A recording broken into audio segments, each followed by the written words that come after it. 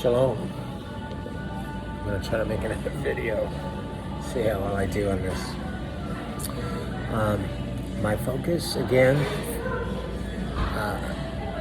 a friend with Yeshua HaMashiach means keeping his instructions. And so I just want to encourage us. What does that mean? To those who believe in who the Messiah is, are they doing what the Messiah says? Because when he called us to go out and make disciples, to teach others, to create top ones, he clarifies to teach what he taught and to teach the good news of the kingdom,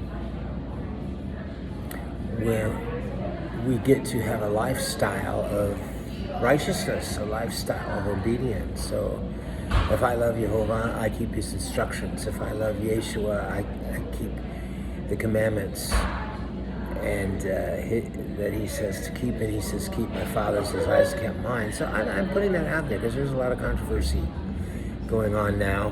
I've been excommunicated from different assemblies and different individuals that have projected their feelings and emotions on the matter on me, and I'm okay. I rejoice because his commandments are easy, and I'm reminded that the Yeshua taught and expressed that it's important that he knows us, and the only way that he will know us is through lawfulness, and lawfulness isn't obeying man's rules and regulations, it's obeying his.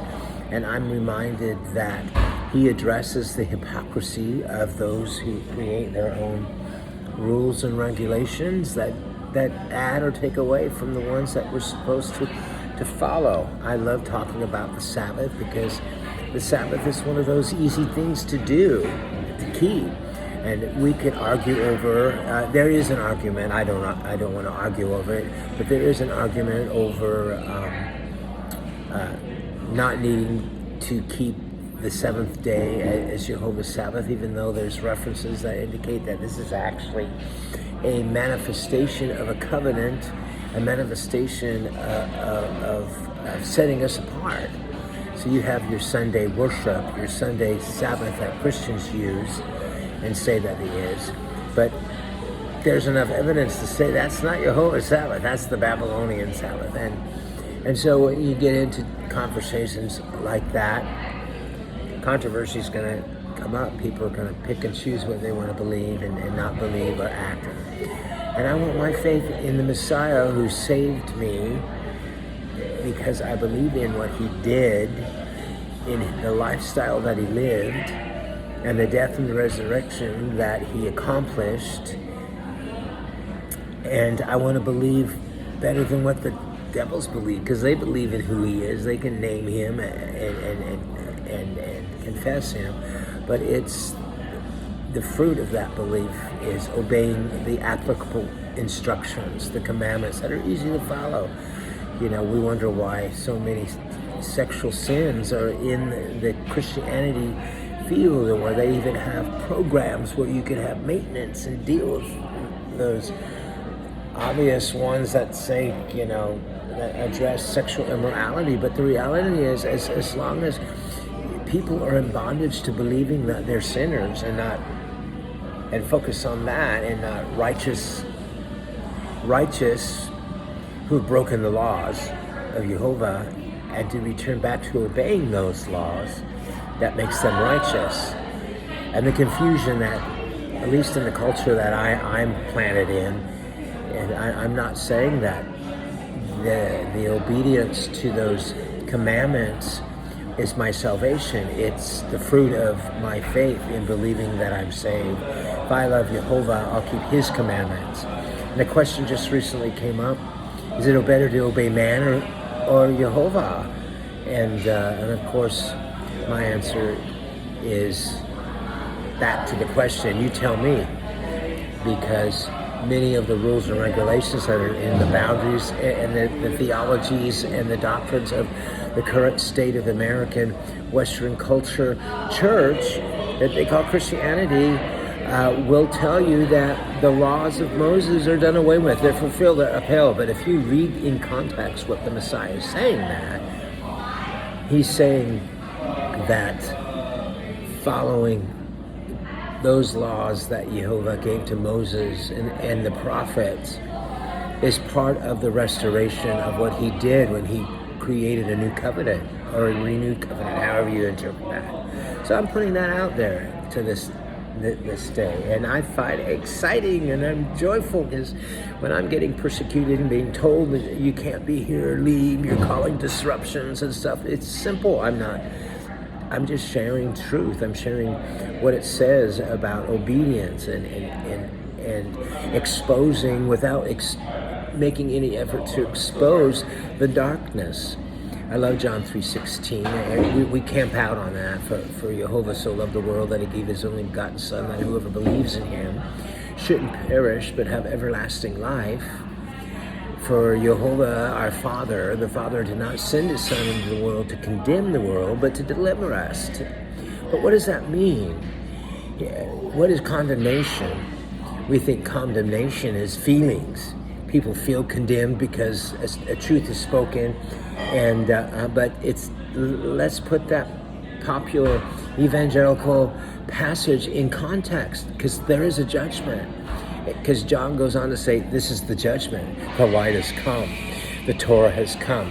Psalm says that the light is the Torah. The Torah is the light. The word is the laws of Jehovah.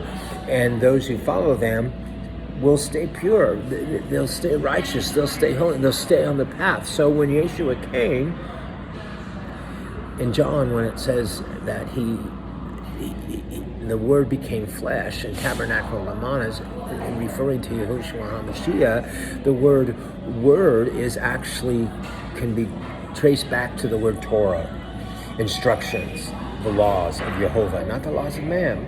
Keep in mind, Yeshua was constantly coming against the laws and the perversions of man's traditions that were nullifying the obedience to those commands. You can go back and look it up when he addresses how tradition nullifies the kingdom of Jehovah. One of those traditions of the washing of hands, or the tradition of giving your tithe to the church instead of providing for your parents and honoring your mother and father, and their law nullified that commandment to do that. Stumbling people in being obedient to Jehovah's laws and submitting to man's rules and regulations. So in John 3:16-21, I think it's 17, 18, it states that this is the judgment. A judgment's come. A good judgment. A judgment I want to be under. That Yeshua is light. He is the living word. When he was baptized for the remission of sin, baptized into his priestly duty by John the Baptist, and the Spirit came down as a dove, and the countenance of peace, following having those laws imparted to us, not imputed, imparted. It says this is the judgment. The light has come, and there are those who will not come into the light, lest their deeds be seen as not the deeds of Jehovah. And I think that's where this current gospel is perverted, because they don't think that deeds have anything to do with their confession of faith or their belief, and deeds are the vital part of the fruit of our confession of faith. So they don't come into the light. What is the light again? They don't come into the Torah. They don't come into the laws, into the commandments, and the principles and precepts that identify us as the children of Jehovah. And how many times have we heard, if my people called by my name will repent and turn from their wicked ways, and the word wicked means lawless. It means they're not following those instructions, that the covenant conditions of the covenant of love is obedience. And then there are those who will come into the light, will come in and allow their deeds to be examined. Are they the deeds of Jehovah or not? Based on the Torah. I love using the word Torah instead of law, because people freak out when you use the word law. They freak out when you use the word Torah too, but not as hard as as using the word law because they think you're under the law when you're obeying it, and the fact is that you're under the law when you're not.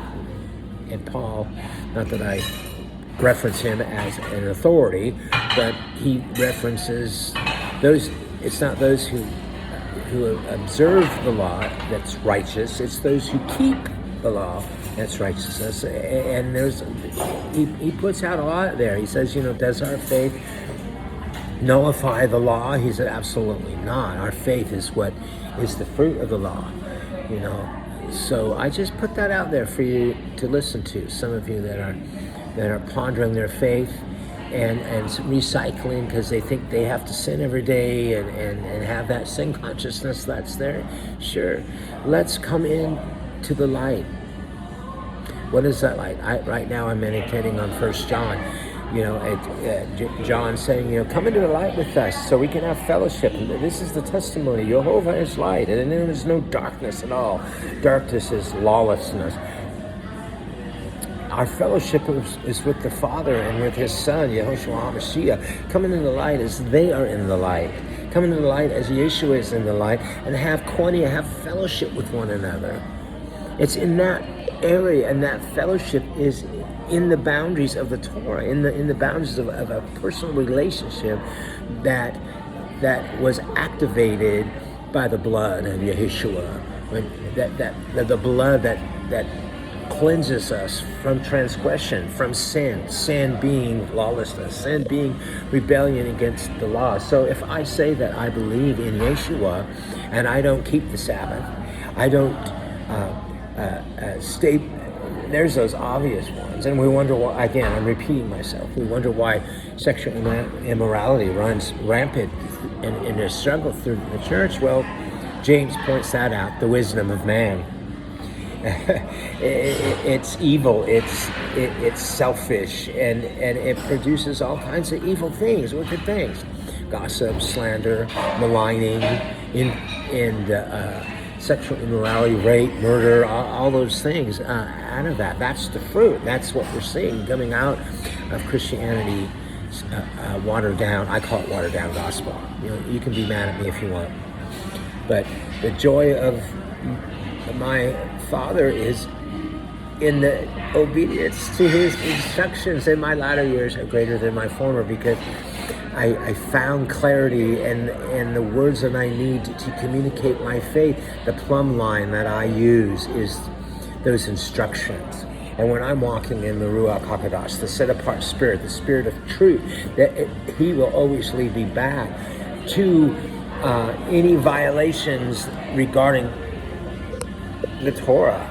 I love the parable that Yeshua gives, that the scholar regarding Scripture is like a homeowner who has it's like one who has treasures, and with the new treasure that they found, our newest treasure that we have, who Yeshua HaMashiach has become, we bring out the old too, and we got to have that contrast. Sorry about that, I dropped my phone. So I just submit this to you, and let me know what you think. I know this is more just a conversational thing. You can go on your own and look up the word instructions. Go back, I think it's in Matthew 15. I get my references, man. But Yeshua is addressing the hypocrites. He's addressing those who are adding to and taking away from the Torah, and he's saying we can prophesy in His name, we can cast out demons in His name. Prophesying in His name, the spirit of prophecy is the testimony of Yeshua, so we can be preaching the Jesus or the Yeshua that we're preaching. We can cast out demons. Back then, casting out demons was changing people's mindsets. We can do that, and all these other great deeds we're doing in His name. But does He know us? Are those deeds that we're doing and how we're feeding the poor? Are those deeds that we're doing and how we're not practicing pornography, or we're not doing some of those insults and persecutions and malignings and stuff? Because remember, Yeshua also teaches us, so that we don't stumble, that there will be those religious leaders that obtain I call it worldly authority, and that they will put you out of those assemblies, thinking that, and they'll even murder you, thinking that they're doing it in the name of Jehovah. And Yeshua said, know this, that they don't know the Father, and they don't know me. And when Yeshua says, get away from me, you workers of iniquity, you lawless ones, I think that can connect to John 3:16 through 21. I can continue to grow in that, and I continue to rejoice how free I'm set free. And when it says, know the truth, for the truth will set you free, the truth is those instructions that are found, that are called Torah, that are called law. And they're the laws of Jehovah that he demonstrated and gave first to his first people group, to the Hebrews, and those who would follow and want to join and make Jehovah their God. Moses was told they don't have a different set of rules and regulations. So I just submit to this to you. Shalom.